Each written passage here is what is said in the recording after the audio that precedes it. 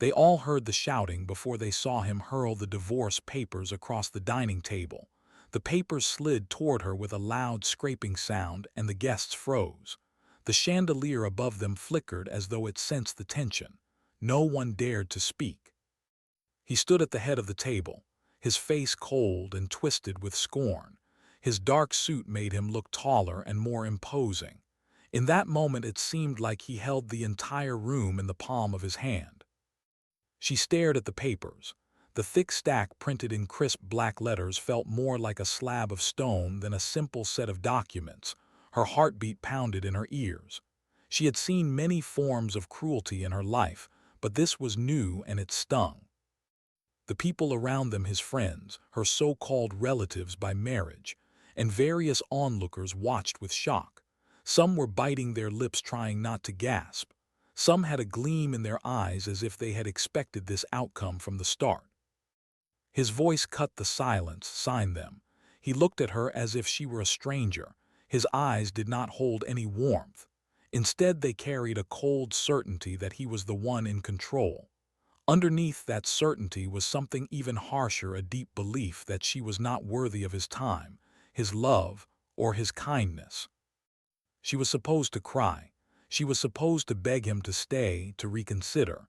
She was supposed to crumble in front of his power. She said nothing. The only thing she did was take a slow breath, hold back the tears, and wonder how they had reached this point. All her life she had faced people who doubted her worth, but she never imagined her own husband, the man who once claimed to love her, would stand in front of the people he knew best and show such contempt. She felt smaller in that room than she had ever felt before. A kind of hush fell over the space. Each second stretched into something heavier. Would she drop to her knees? Would she wail? Would she beg him for mercy? Everyone waited, and that was the darkest moment of all. 5 years earlier, they had married in a grand ceremony, not because she wanted something fancy, but because he insisted. He was a billionaire after all. His name was Thomas Given, and he was one of the richest men in the country. People said he was charming, smart, and unstoppable. They never mentioned his pride or his temper when describing him. His wealth shone so bright that many stayed blind to his faults. Her name was Alia. She had grown up in a small town where she and her mother lived in a tiny apartment.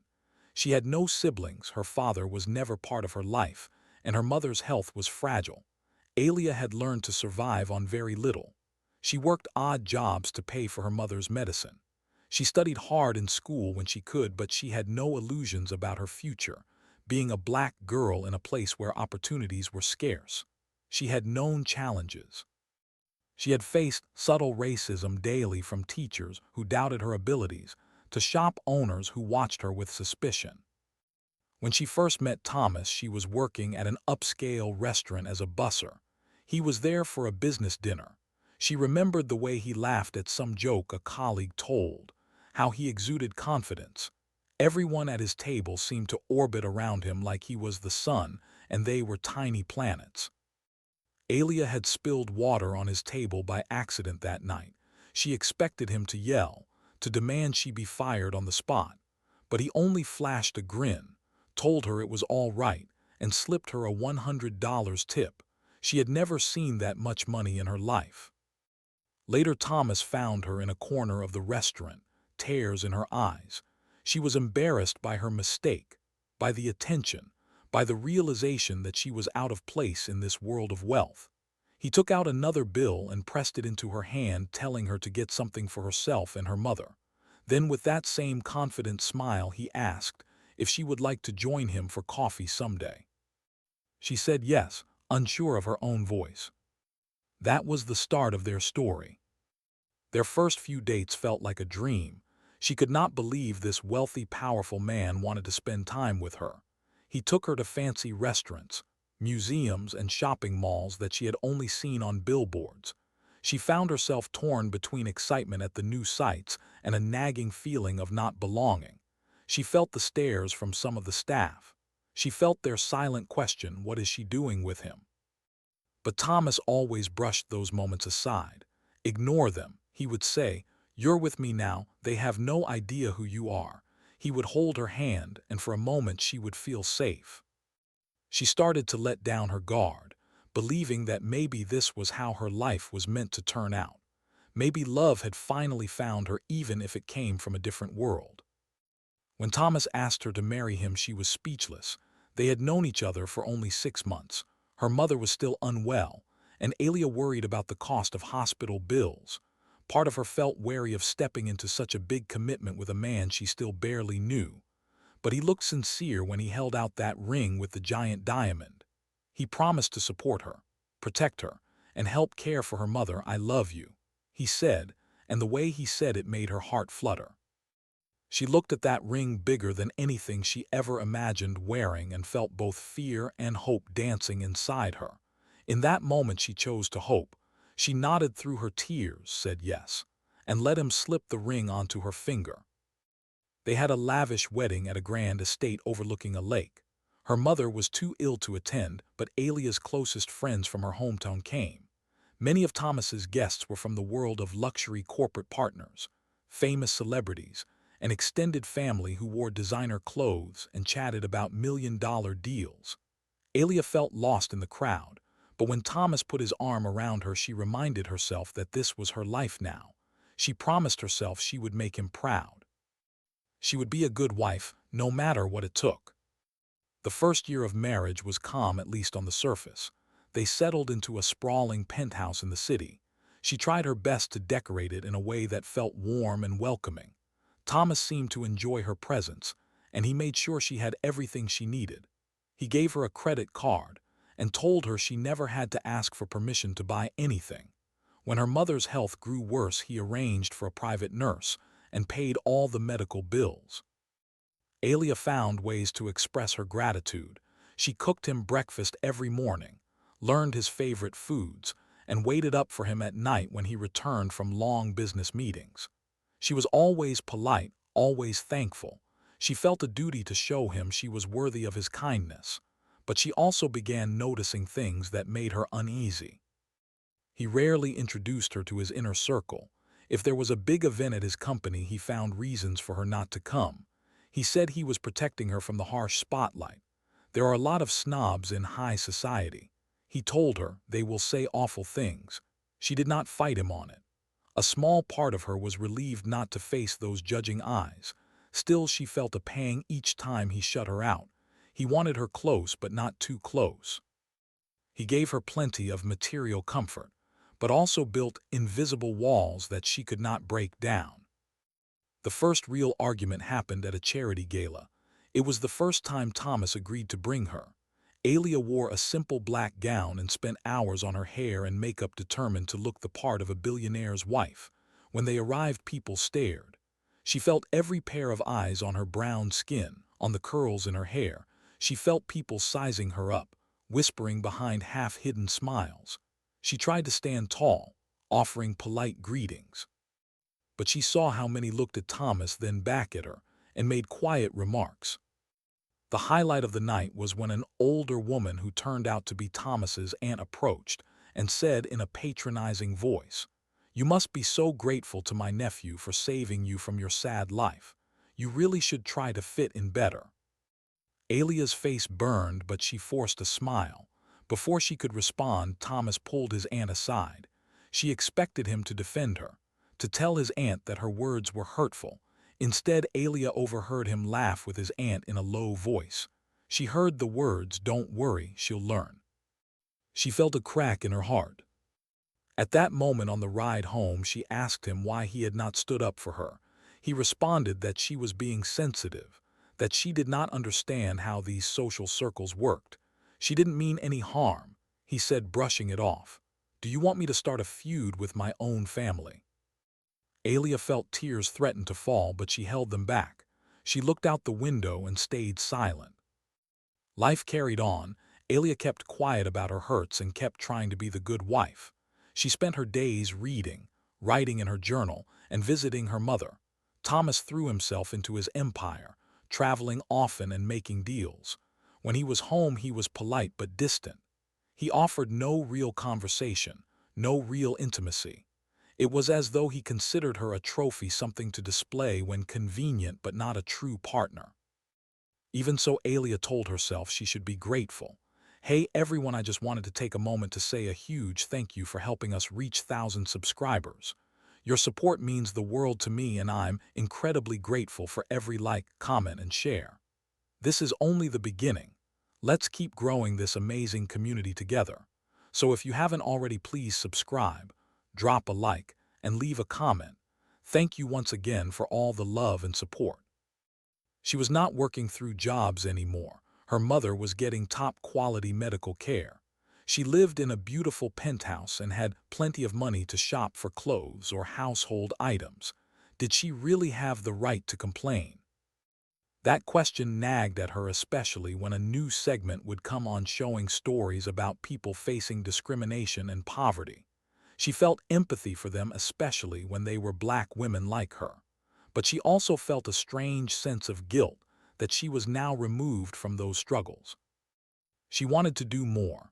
She shared her thoughts with Thomas, once suggesting they start a program to support underprivileged black students or something similar. He was dismissive. I donate to various causes, he said, but there's no need to focus on race. People can help themselves if they work hard.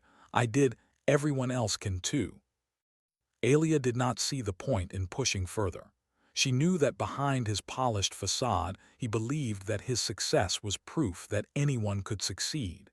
He never wanted to look deeper into systems of inequality or question how his own privilege helped him along the way. And so Alia found other ways to help quietly. She donated a portion of her allowance to small charities that served black communities. She volunteered at the local shelter, once a week, not telling Thomas. She formed friendships with some of the older ladies in that shelter who gave her advice and listened to her problems without judgment.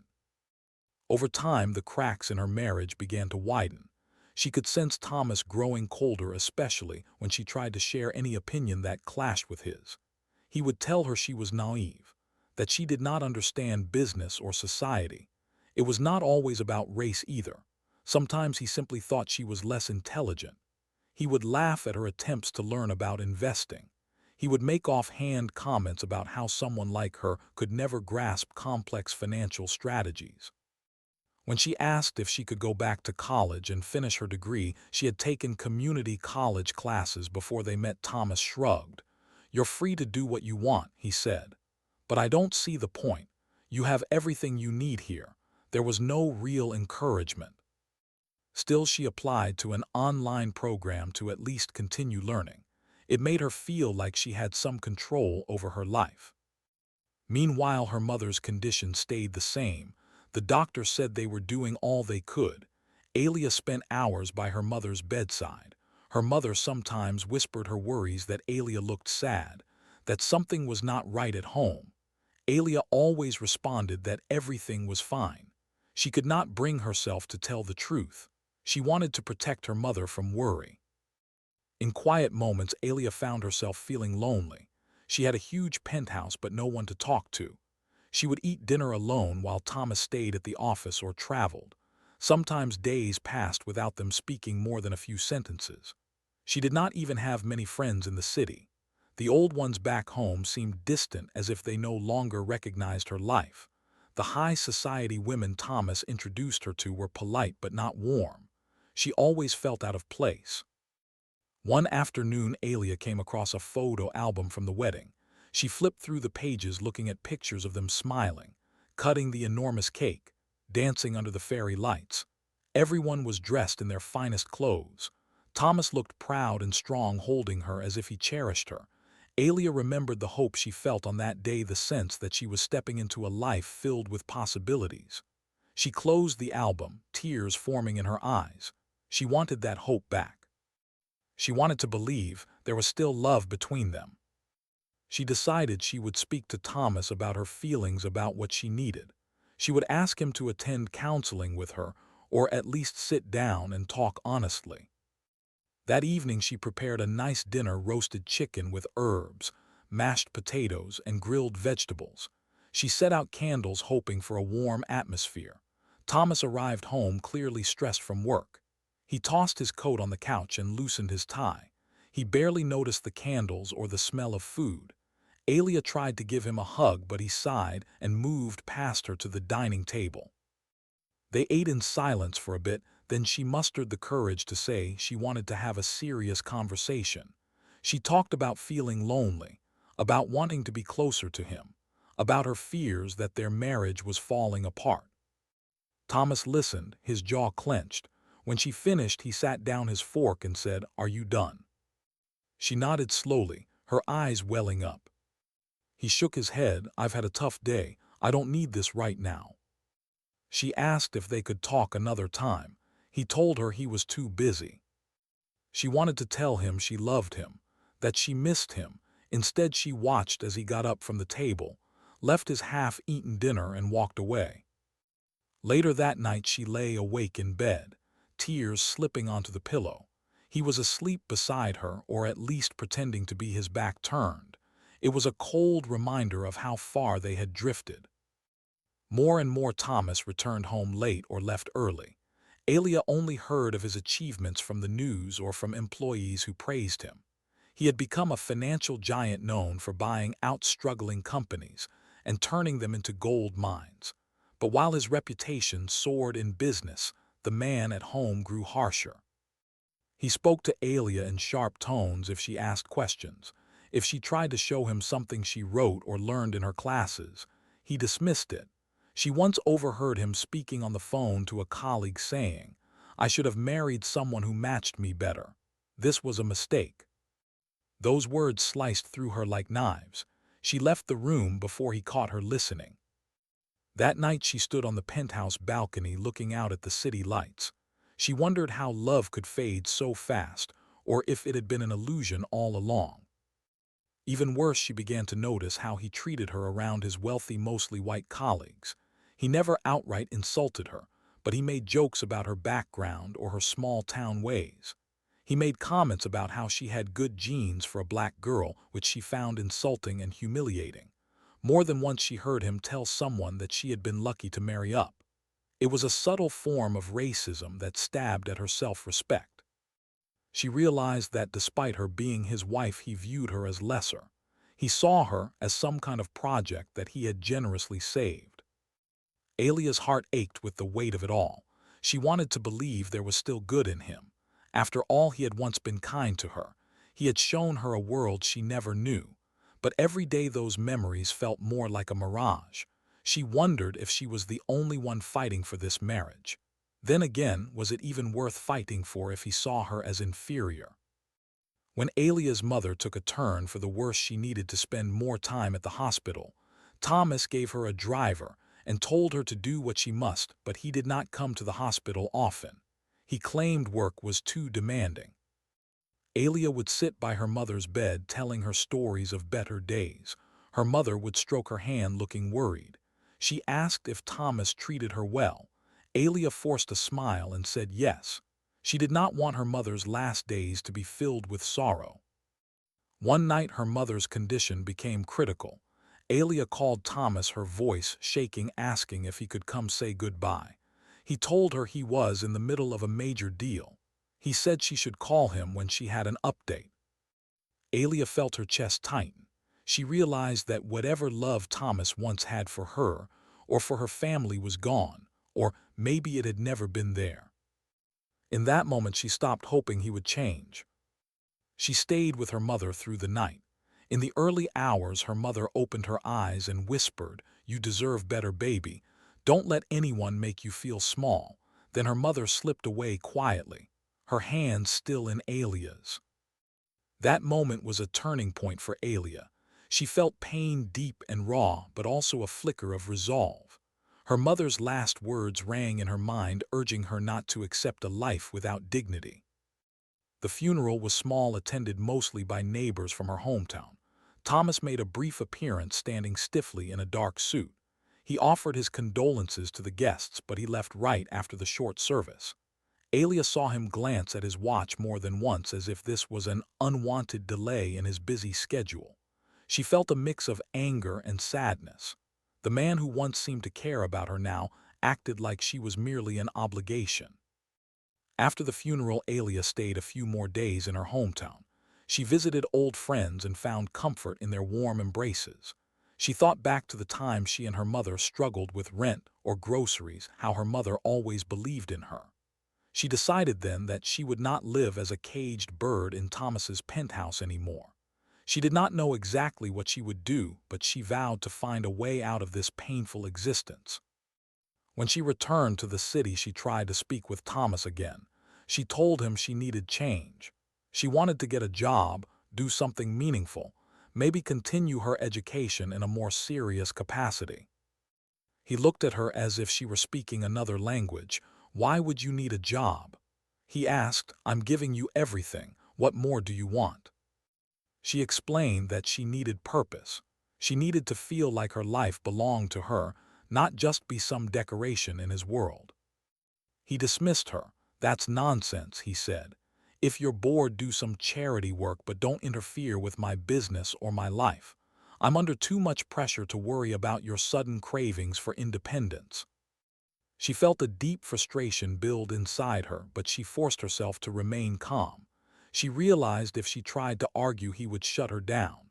So she stayed silent and left the room, her mind racing with a plan she had begun to form. Without telling Thomas, Alia started researching job opportunities. She knew her resume was thin, but she also knew she had lived experience, had compassion, and was a quick learner.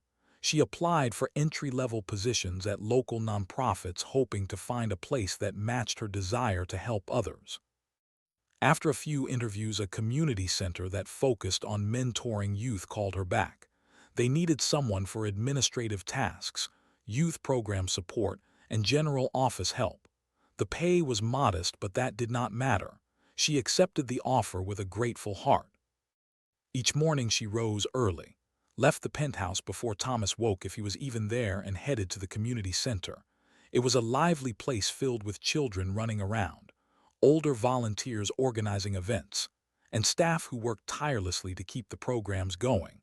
Alia felt a sense of belonging for the first time in a long while. These people welcomed her not for her husband's money, but for her willingness to help. She made friends with co-workers who admired her dedication. She stayed late brainstorming ways to improve outreach to the Black community, especially girls who felt overlooked in the school system. She shared her story with a few trusted mentors who encouraged her to never doubt her worth. It was like she had found a family she never knew she needed. Of course, Thomas eventually found out. One evening he came home early expecting to see her. Instead, he found an empty penthouse and dinner not ready. He waited impatiently, growing angry as the hours passed. When Alia walked in at last carrying some folders from work, he confronted her. "Where have you been? Why didn't you tell me you'd be out?" "I was working," she replied, simply trying to stay calm. "Working where?" he demanded. She told him about the community center. His face twisted with disbelief, then anger. "You think a job like that is worthy of my wife? I married you so you never have to waste your time with that nonsense. Why can't you be grateful?" Alia told him it was not about money, it was about doing something meaningful. She tried to explain how much this work mattered to her, but he shot back, "Meaningful? You're just dealing with a bunch of kids who have no future. You belong here with me in this home, not out there in a low-level job." That was the first time Alia felt real fury toward him. She looked him in the eye and said, "Those kids have just as much right to a future as anyone else. I won't let you talk about them like that." Thomas stared at her, stunned by her sudden boldness. For a moment he said nothing. Then, without another word, he walked away, leaving her in the silent living room. After that fight, Thomas's attitude worsened. He barely spoke to her. When he did, it was to belittle her job or her co-workers. Alia avoided him as much as she could, focusing on her work at the community center. She found joy in helping the kids, guiding them with homework, planning events, and listening to their stories. Some of them came from broken homes. Others faced racism every day at school. Alia felt a personal connection, remembering her own struggles. She became a mentor to several teenage girls who looked up to her. Seeing their growth made her think more deeply about her own life. Here she was in a marriage where she was disrespected, where her identity was reduced to a worthless tag-along. She felt a stirring in her soul that she could not ignore. Maybe it was the last words of her mother reminding her of her worth. Maybe it was the resilience she saw in the young people at the center. Whatever it was, she felt stronger than she ever had. She started setting aside her own money.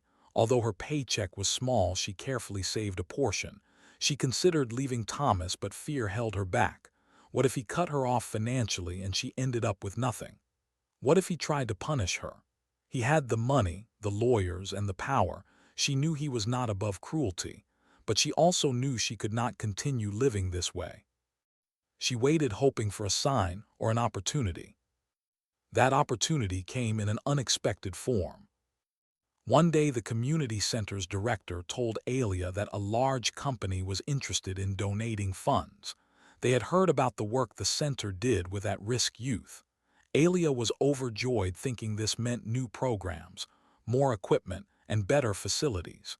She was assigned to help prepare the presentation for the potential donors. On the day of the meeting, Alia walked into a conference room at the office building they had been invited to. She carried a folder of documents and a hopeful heart. But when the door opened and she saw the team of donors, her breath caught in her throat. Sitting at the head of the table was Thomas. He was there with a few of his associates, apparently planning to donate a large sum. She had no idea he was behind this. It seemed he had not bothered to mention it to her. Thomas's expression when he saw her was a mix of surprise and annoyance. Alia stepped forward, introduced herself as the community center's coordinator, and began to explain their programs. Thomas looked like he wanted to speak, but she kept going, her voice steady. She ignored his piercing stare, focusing on the slides and handouts. She described how the center helped kids find hope, how it offered tutoring, counseling, and safe spaces. She spoke about the dreams of those children, how some wanted to become doctors, teachers, and business owners if given the chance. Her passion was clear. At the end of her presentation, another donor asked questions, and she answered confidently. Thomas never spoke a word throughout. When the meeting concluded, the donors applauded politely. Thomas finally stood up, eyeing her with a cold glance. "I'll be in touch," he said flatly. Then he turned and left with his group. Alia's heart pounded in her chest. She felt a mix of victory and dread. She had held her own in front of him and his associates, but she feared what might follow. When she arrived home that night, she found Thomas seated in the living room sipping whiskey. He looked at her with disdain. "So that's what you've been doing with your time, trying to make me look like a fool in front of my associates." She set her bag down, feeling a spike of anger. "I was just doing my job. I had no idea your company was involved. Why didn't you tell me?"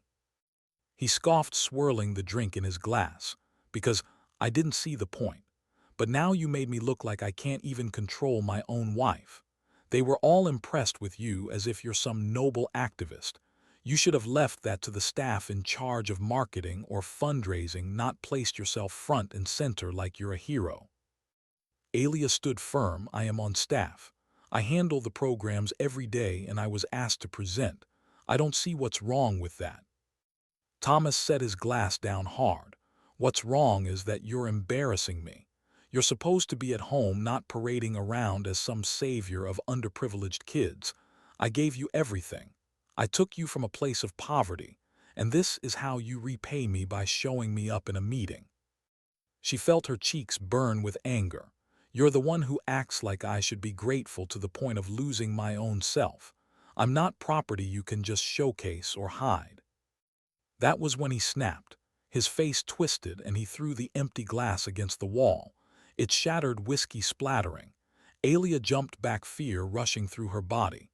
Thomas took a step forward, raising his arm as if he might grab her, but he froze, eyes burning with rage, then lowered his hand.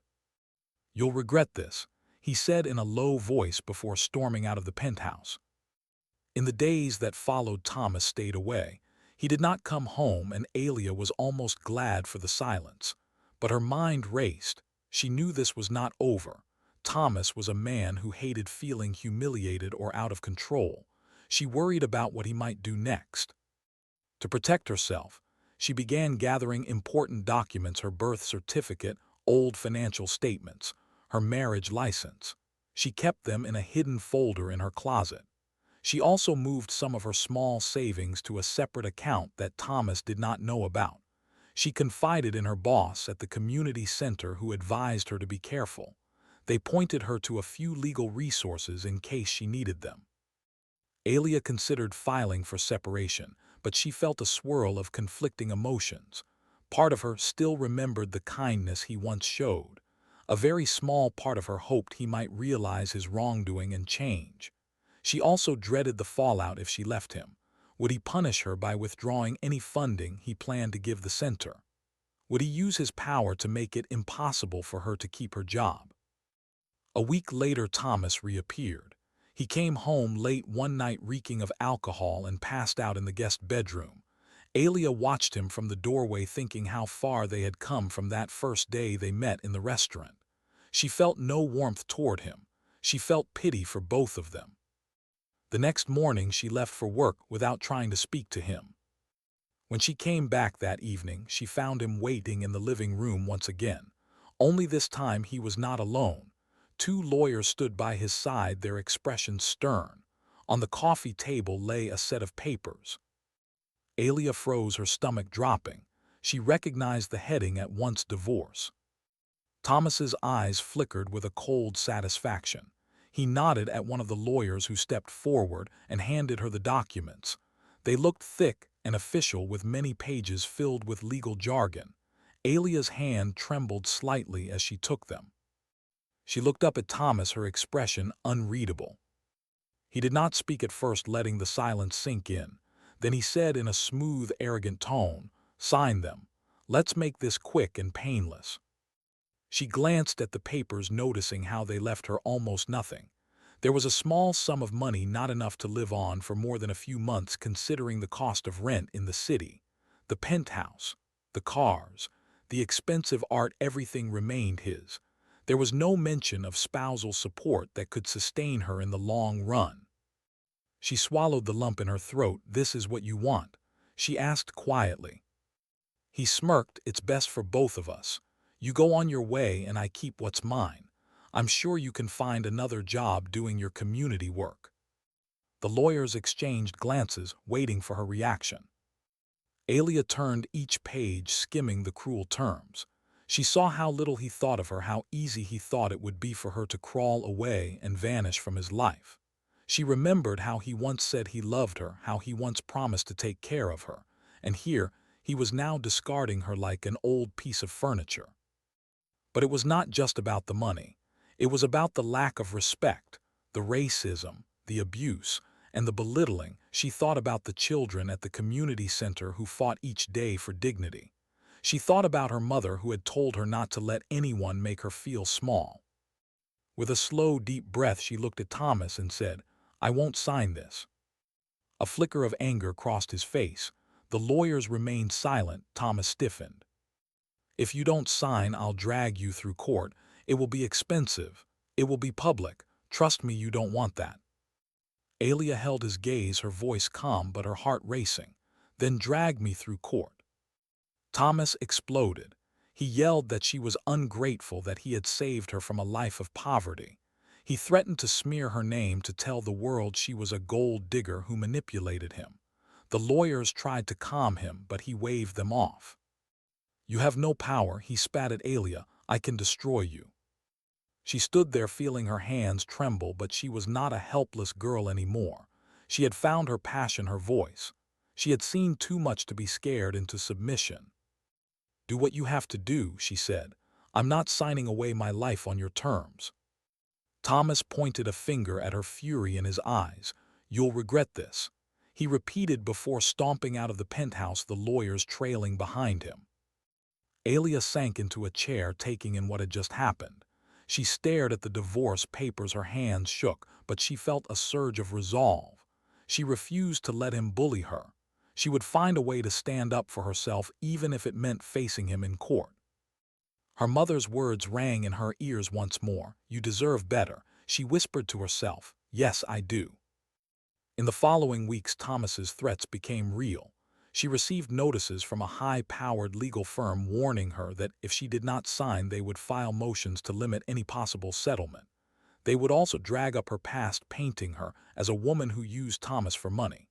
She began to see negative stories appear in gossip columns, suggesting she had married him for his bank account. Some stories hinted that she had cheated on him, which was completely false. She felt sick reading them, but she tried not to let them break her. She sought out a lawyer recommended by one of her co-workers. This lawyer, Sharon, specialized in family law and had experience defending women who faced powerful spouses. Sharon was kind but firm. She explained that it would not be easy. Thomas had an army of legal experts and unlimited funds.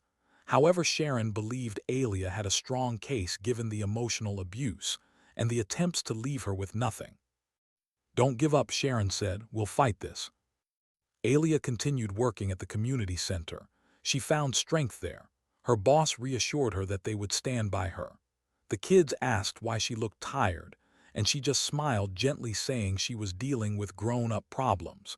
Some of her teenage mentees guessed something was wrong and offered her hugs, telling her she was an inspiration. Those simple gestures fueled her will to fight on. She thought about how many women face similar situations without resources or support. She decided she would not hide or run. She would stand up for herself no matter how daunting it seemed. Thomas was confident that under enough pressure Alia would bend. He believed she was still that timid girl from a poor background who would do anything to avoid conflict. But the more he pushed, the more she pushed back. Through Sharon, Alia filed a countersuit detailing the emotional abuse, the racist comments, the controlling behavior. She requested a fair division of the assets acquired during the marriage. She did not ask for half his fortune, but she did demand enough to rebuild her life properly. When the media got wind of the messy divorce, it became a hot topic. Some outlets sympathized with Alia, calling attention to the racial and social power imbalance. Others sided with Thomas, painting him as a generous man who married a woman beneath his status. Comment sections online were filled with debate. Alia tried not to read them, but it was hard to avoid. She saw everything from words of support to nasty insults about her race. At the center, her boss told her to take leave if she needed, but Alia refused. She needed to keep working to keep her mind focused on what mattered.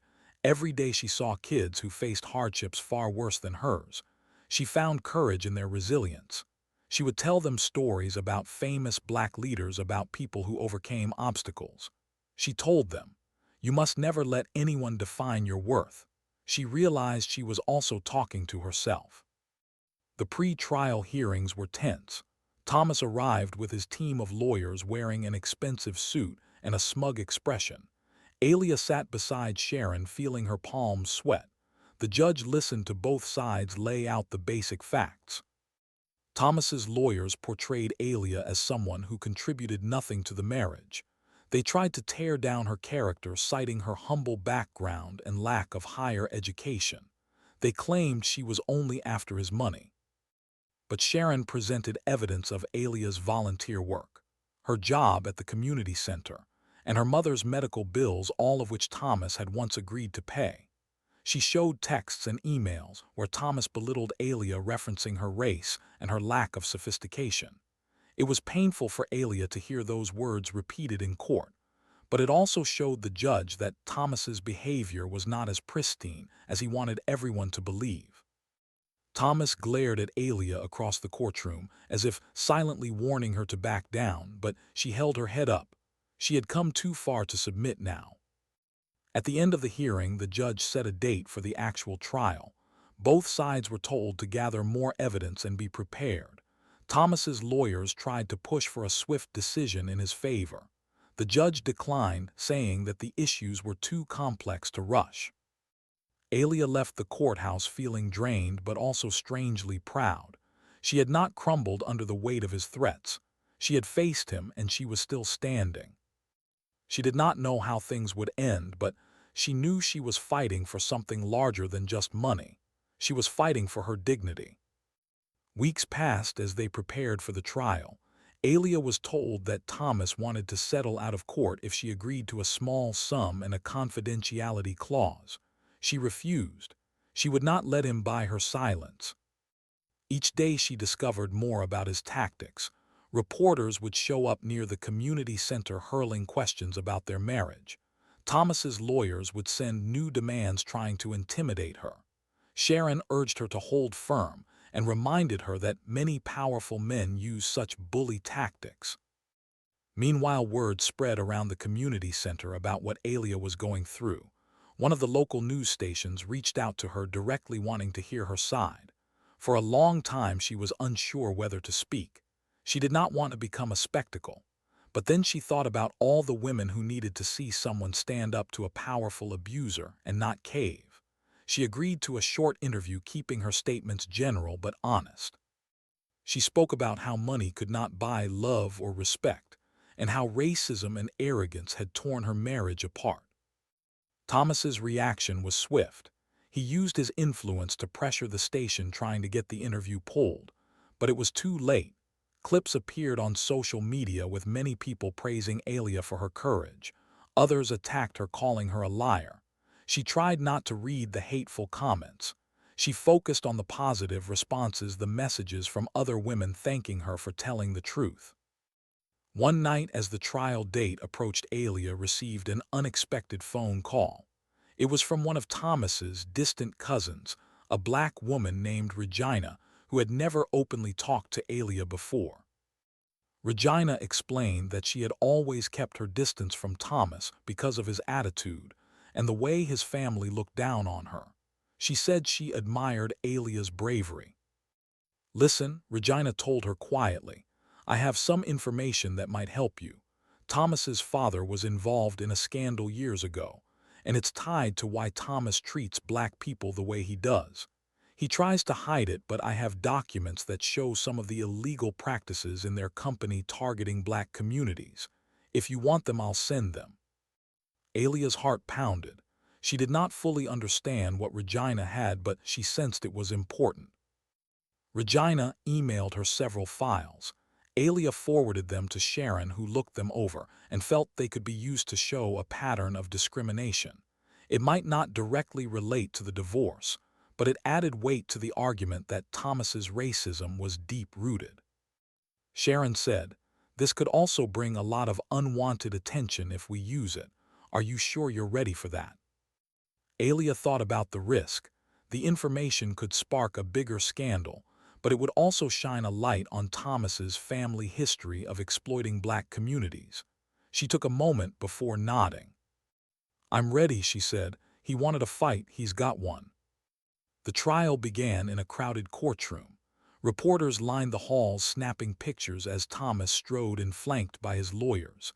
Alia entered quietly with Sharon at her side, determined to keep her composure. The proceedings stretched over several days with witnesses called and evidence presented. Thomas tried to appear calm and rational, painting himself as a generous man who was taken advantage of by a cunning woman. But when Sharon introduced emails and texts between Thomas and his close associates, the court saw how he mocked Alia's race and background, jokes about her being from the ghetto, remarks about how he had rescued her. His messages were read aloud. Alia could barely look at him, feeling a wave of anger and sadness. She noticed some jury members react with disgust. Then came the documents Regina had provided. Sharon carefully explained how Thomas and his father had profited from predatory loans in black neighborhoods, contributing to financial ruin for many families. It was not the main focus of the divorce case, but it painted a picture of the man's willingness to exploit people he deemed beneath him. Thomas's lawyers objected, saying it was irrelevant, but the judge allowed a limited discussion, citing it as part of establishing his character and motives. Thomas's face reddened. He shifted uncomfortably in his seat, glaring at Alia and Sharon. The tension in the courtroom was thick. Alia felt her heart pounding. She had never imagined she would be in such a position, publicly exposing a billionaire's misdeeds, but she held firm. She was tired of living in fear. On the final day, both sides gave closing statements. Thomas's lawyers tried to spin the narrative one last time. Alia had come from nothing, latched on to Thomas for his money, and now wanted a big payout. They said she was the one who introduced race into this dispute to gain sympathy. They insisted Thomas treated her well, and that she was simply ungrateful. Sharon countered with a calm but powerful statement. She highlighted the evidence of emotional abuse, racism, and manipulation. She pointed out that Alia had not asked for half of Thomas's fortune, only a fair settlement that recognized the 5 years she spent supporting him, giving up her own education, and tending to her mother with his promises. Sharon reminded the court that Alia had tried to make the marriage work, but Thomas's behavior showed a blatant disregard for her dignity. When Alia took the stand for her final testimony, she spoke from the heart. She explained how she met Thomas, how she believed in his kindness, and how over time she realized he saw her as inferior. She mentioned the subtle racism, the cold indifference to her mother's passing, and the way he mocked her work at the community center. She ended by saying, "I stand here because I deserve to be treated as an equal. No woman should be bullied and threatened when she chooses not to live in someone's shadow. I'm not here for revenge. I'm here to reclaim my life." With that, the case was left in the hands of the judge. It took several days before the judge delivered the ruling. Alia tried to go about her routine at the community center, but her mind constantly drifted to the possible outcomes. She braced herself for the worst, knowing Thomas had endless resources. Still, she felt a strange calm. She had done all she could. No matter what happened, she had stood up for herself. Finally, the judge called them back. The courtroom was tense as the judge read out the findings. He cited Thomas's pattern of emotional harm and disrespect. He acknowledged the evidence of racism and how it played a role in the marital dynamics. In the end, he granted the divorce and ordered Thomas to provide a sizable settlement, one that would allow Alia to rebuild her life. It was not half of Thomas's empire, but it was far more than what Thomas's original offer had been. The judge also dismissed all of Thomas's allegations against Alia, stating there was no proof she had married him for money or cheated on him. Thomas stood rigidly, his face turning pale with fury. He looked like he wanted to scream, but he stayed silent. His lawyers quickly gathered around him, discussing next steps, possibly an appeal. Alia felt tears in her eyes, not tears of joy for the money, but tears of relief that the court had seen the truth. She thanked Sharon, who gave her a warm smile and a reassuring nod. Reporters rushed to ask for Alia's reaction as she stepped outside. She took a moment before saying, "I'm thankful for justice. I hope my story helps others see that no one, no matter their background, should be treated as less than human." Then she walked away, ignoring the barrage of follow-up questions. News outlets exploded with headlines: "Billionaire loses, divorce battle to wife he tried to discredit, racist messages, exposed in court, courageous wife stands up for herself." Alia's phone buzzed constantly with calls and texts, many from strangers thanking her for sharing her story. She felt overwhelmed but also hopeful. She realized her fight was not just about her, but about speaking out against racism and abuse. She decided to set aside a large portion of the settlement to fund scholarships at the community center. She wanted to help those kids get the education they deserved. She also started considering how she could use her own life experiences to become a public advocate for women in abusive relationships. She was not sure if she was ready for that step, but she kept her options open. Thomas, on the other hand, faced scrutiny from the business world. Some of his partners distanced themselves, fearing public backlash. He gave a few interviews claiming the court had been unfair. But with the evidence presented, few believed him. Over time, his name stopped appearing in social circles, as often replaced by whispers about his downfall. He remained wealthy, but his reputation was tarnished. A month after the ruling, Alia moved out of the penthouse. She found a modest apartment in a friendly neighborhood near the community center. It felt like a fresh start. She decorated the small living room with photos of her mother and some of her own artwork. She set up a study area for her online classes, determined to finish her degree. On her first night in the new place, she felt a strange mixture of loneliness and freedom. She had no staff waiting on her, no high-end furniture around her, but she also had no one belittling her, no one telling her how worthless she was. She made herself a simple dinner of pasta and vegetables, sat on the small couch, and breathed in the quiet. It felt good. She kept working at the community center. The kids were thrilled to see her each day as if she were a returning hero. They asked questions about the trial, and she kept her answers simple. I stood up for myself, and now I'm okay. She realized how important it was for them to see a black woman who did not back down in the face of injustice. They needed that story just as she once needed someone to show her it was possible. One afternoon, Alia got a call from Regina Thomas's cousin. Regina was apologetic for not reaching out sooner. "I've been avoiding family drama," she said, "but I just wanted to congratulate you on standing up to him.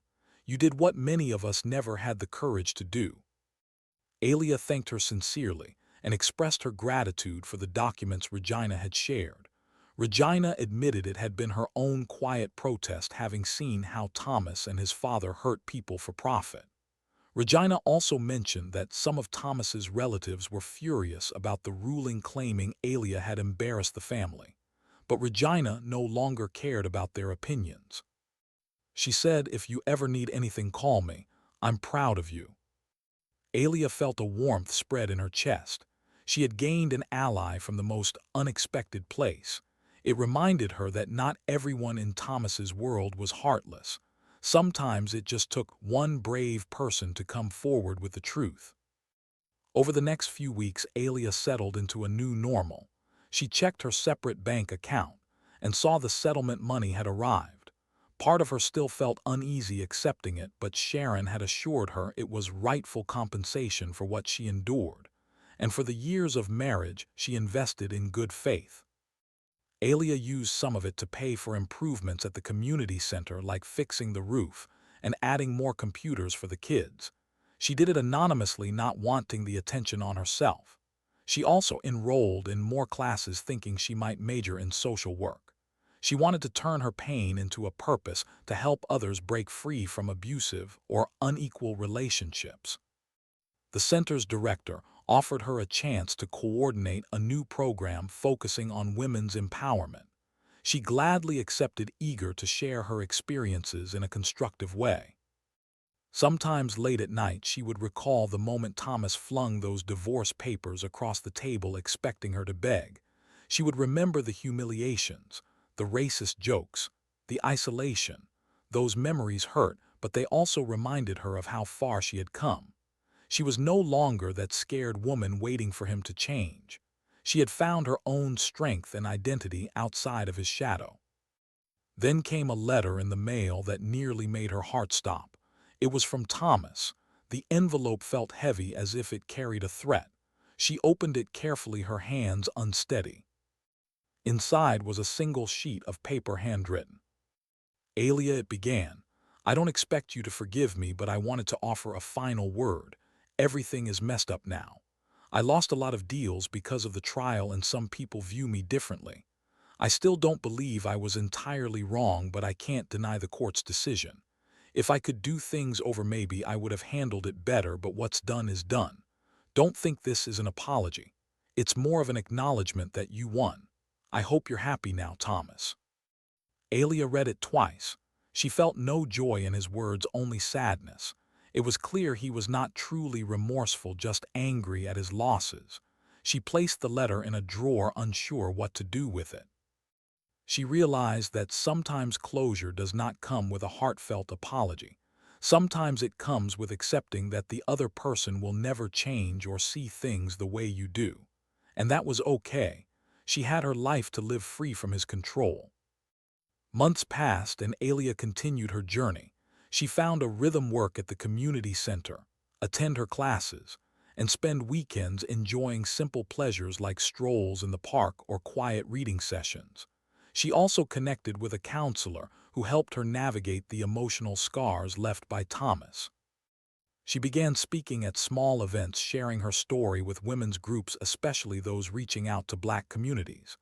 She talked about financial independence, about recognizing the warning signs of emotional abuse, and about challenging racism in intimate relationships. People responded with tears, applause, and gratitude. She realized her words carried weight because she had lived the pain herself. Over time, she smiled more. She laughed with the kids at the center. She felt a sense of belonging in this new community. She was not the lonely woman in the penthouse anymore. She had built a support system based on mutual respect, understanding, and shared hopes. One particular evening, the community center hosted a large dinner to celebrate new programs and to honor volunteers. Alia was one of the speakers. She wore a simple blue dress, her hair styled naturally.